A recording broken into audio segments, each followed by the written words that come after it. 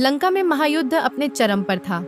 राक्षसों के महान राजा रावण ने अपने सबसे वीर योद्धाओं कुंभकर्ण, इंद्रजीत और अपनी विशाल सेना को खो दिया था। अब वह अकेला भगवान राम के सामने खड़ा था। रणभूमि रक्त से सनी हुई थी।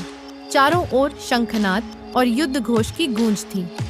रावण क्रोध और निराशा से भरकर अपने दिव्य रथ पर सवार हुआ। उसके 10 सिर क्रोध से जल रहे थे और 20 भुजाओं में घातक अस्त्र शस्त्र चमक रहे थे। दूसरी ओर राम अपने दिव्य धनुष कोदंड के साथ शांत और अडिग खड़े थे।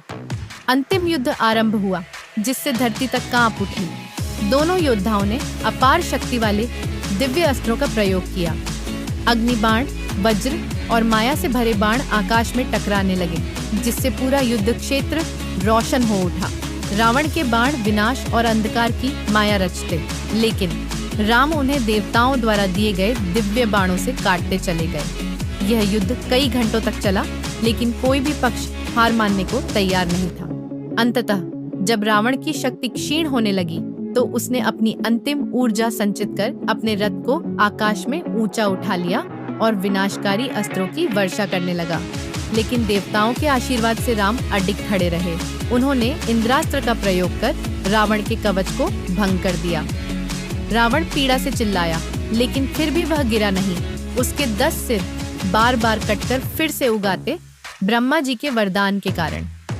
रावण का वध रावण के धर्मपरायण भाई विभीषण, जो पहले ही राम के पक्ष में आ गए थे, युद्ध को ध्यान से देख रहे थे।